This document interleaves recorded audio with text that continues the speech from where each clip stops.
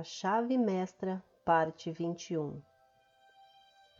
Tenho o privilégio de oferecer a você a parte 21.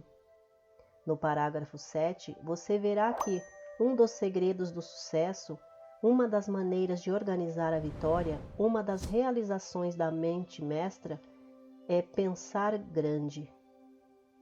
No parágrafo 8, você verá que tudo o que mantemos em nossa consciência, por qualquer período de tempo, fica impresso em nosso subconsciente e, assim, torna-se um padrão que a energia criativa manifestará em nossa vida e em nosso ambiente. Esse é o segredo do maravilhoso poder da oração.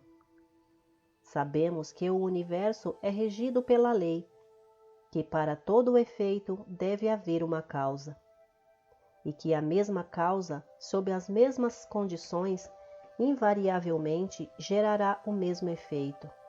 Consequentemente, se a prece tiver sido atendida, será sempre atendida se as condições apropriadas forem observadas. Isso deve ser necessariamente verdade, do contrário, o universo seria um caos em vez de um cosmo. O atendimento de uma prece, portanto, está sujeito à lei, e essa lei é definitiva, exata e científica, assim como as leis que regem a gravidade e a eletricidade. O entendimento dessa lei tira os fundamentos do cristianismo, do reino da superstição e da credulidade, e os coloca sobre a firme rocha do entendimento científico. Mas, infelizmente, poucas pessoas que sabem orar. Elas sabem que há leis que regem a eletricidade, a matemática e a química, mas por alguma razão inexplicável parecem não entender que também há leis espirituais e que essas leis também são definitivas, científicas, exatas e operam com precisão imutável. O real segredo do poder é a ciência de poder. A mente universal é incondicional. Portanto, quanto mais consciente você for da sua unidade com ela, menos consciente será de que condições e limitações, e conforme nos livramos ou libertamos das condições, compreendemos o incondicional, assim como nos tornamos livres. Assim que tomamos consciência do poder inesgotável do mundo interior, começamos a extrair esse poder e aplicá-lo, e a desenvolver possibilidades maiores que tal discernimento nos trouxe.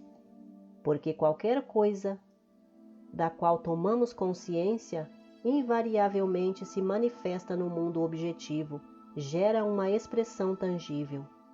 Isso acontece porque a mente infinita, a origem de tudo que existe, é una e indivisível, e cada indivíduo é um canal pelo qual essa energia eterna se manifesta.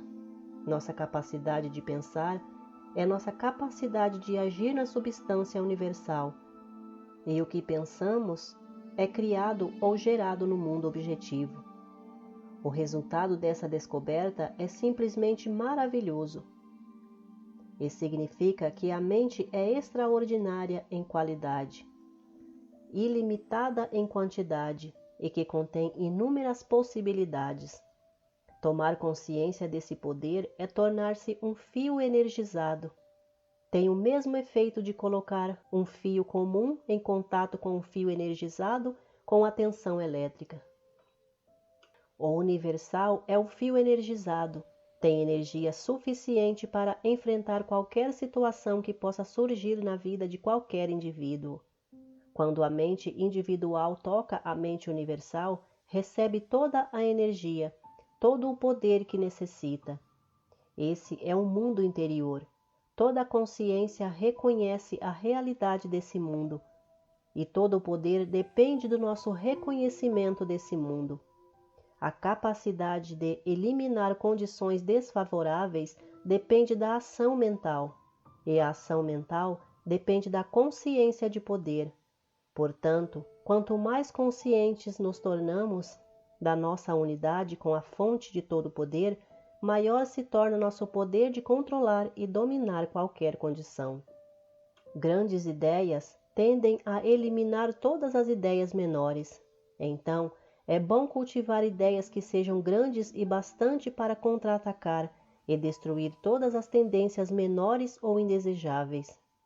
Isso eliminará inúmeros obstáculos irritantes e insignificantes no seu caminho.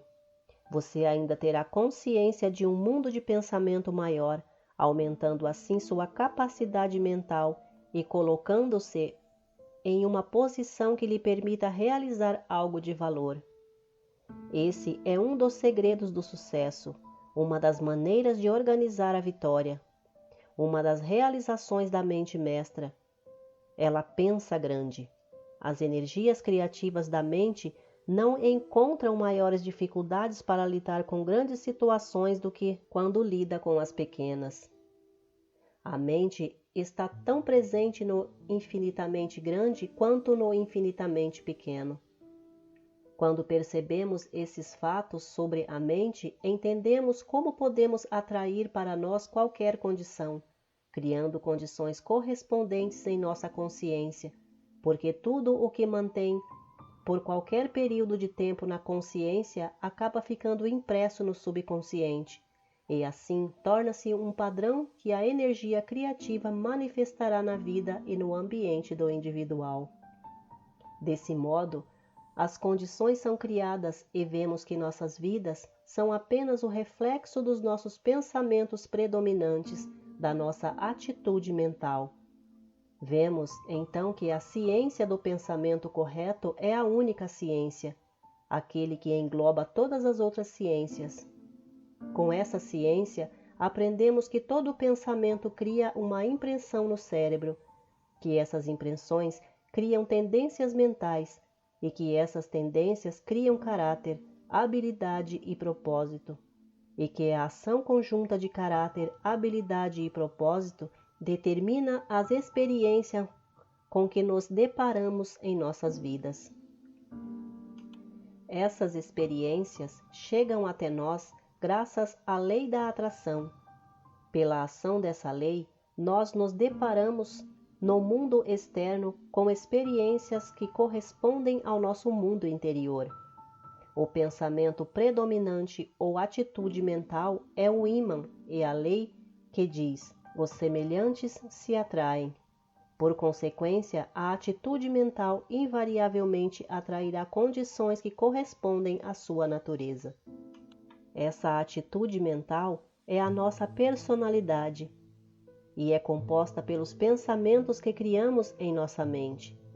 Portanto, se desejamos uma mudança nas condições, tudo o que precisamos fazer é mudar nosso pensamento.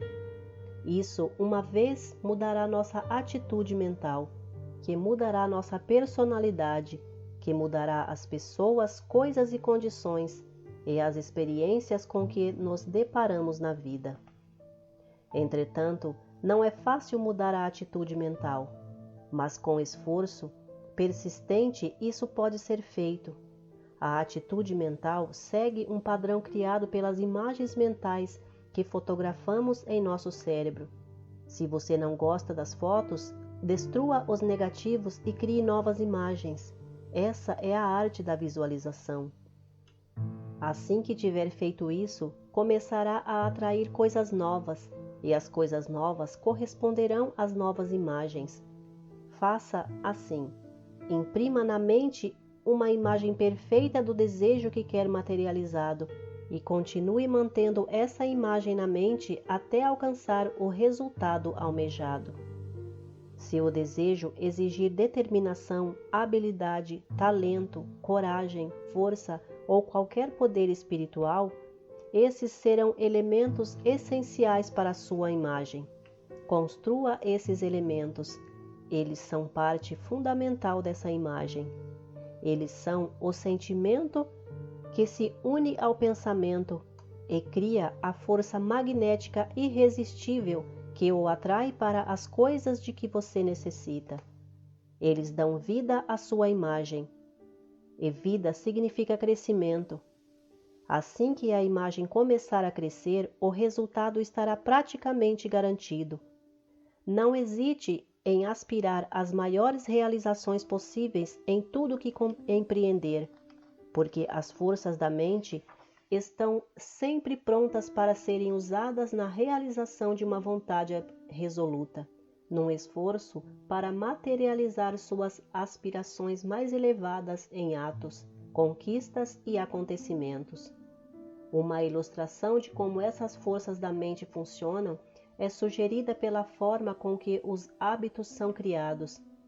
Fazemos algo e depois fazemos de novo e de novo e de novo, até que se torne fácil e talvez quase automático. A mesma regra se aplica para quebrar todo e qualquer hábito. Paramos de fazer algo e então evitamos fazer tal coisa de novo e de novo, até conseguirmos nos livrar dessa coisa. E se fracassamos vez ou outra, não devemos jamais perder a esperança, porque a lei é absoluta e invencível, e reconhecer todo o esforço de todo sucesso, mesmo que nossos esforços e sucessos sejam intermitentes.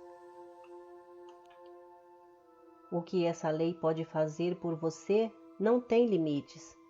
Ouse acreditar em sua própria ideia. Lembre-se de que a natureza é plástica e se molda ao ideal. Pense no ideal como um fato já consumado. A verdadeira batalha da vida é a das ideias. Ela vai se desenrolando entre uns poucos contra a maioria. De um lado está o pensamento construtivo e criativo, do outro está o pensamento destrutivo e negativo. O pensamento criativo é controlado por um ideal. O pensamento passivo é controlado pelas aparências.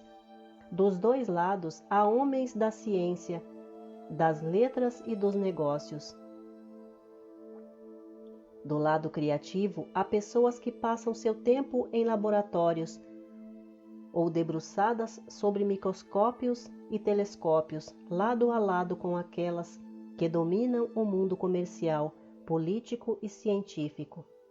Do lado negativo, há pessoas que dedicam o seu tempo a investigar lei e precedentes, pessoas que confundem teologia com religião, políticos que confundem poder com direito, e milhões de pessoas que parecem preferir o antigo ao progresso, que estão sempre olhando para trás em vez de para frente, que só enxergam o mundo exterior, mas não entendem nada sobre o mundo interior.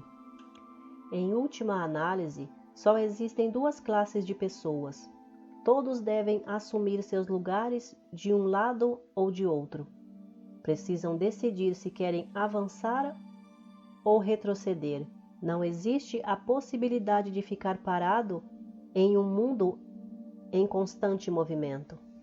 É essa tentativa de ficar parado que dá autoridade e força a códigos de lei arbitrários e desiguais.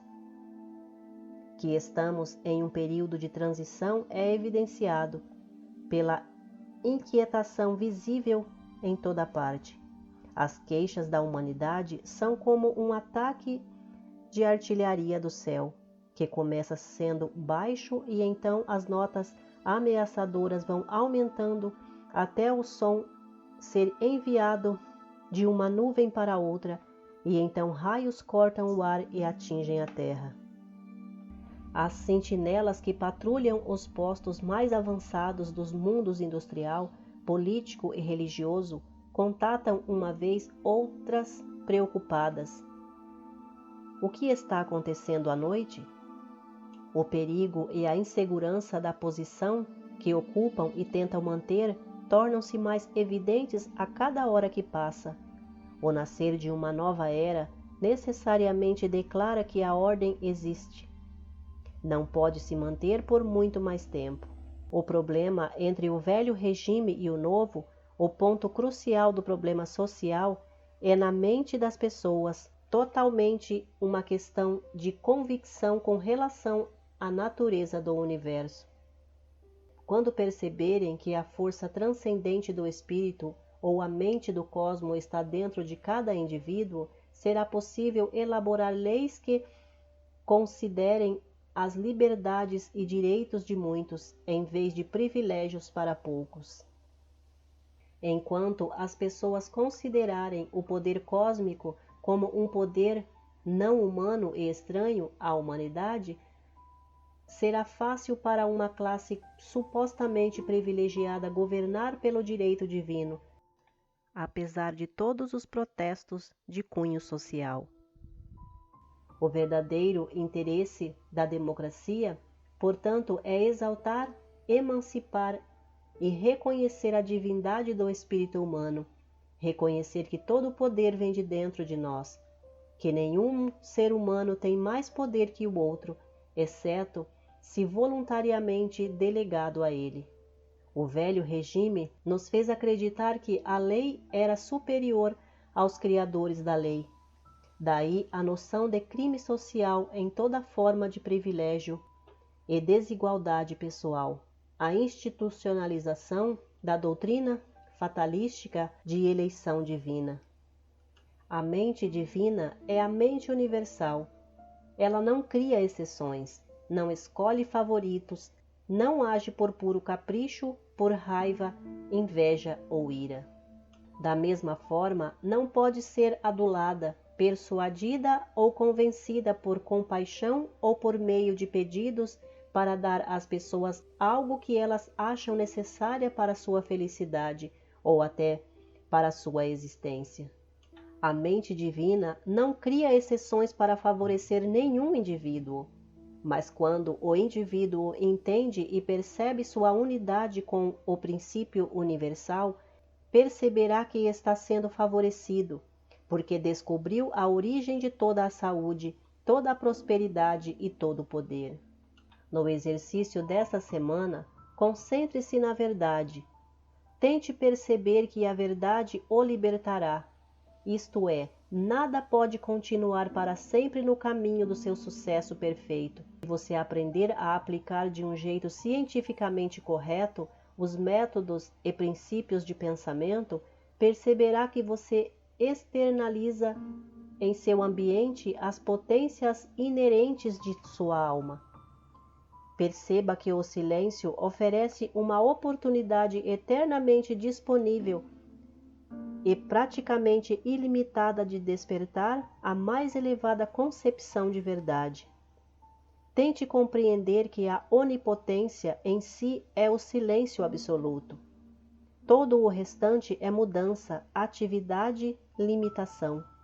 A concentração silenciosa do pensamento é, portanto, a verdadeira forma de alcançar, despertar e expressar o maravilhoso potencial de poder do mundo interior. A leitura continua no próximo áudio.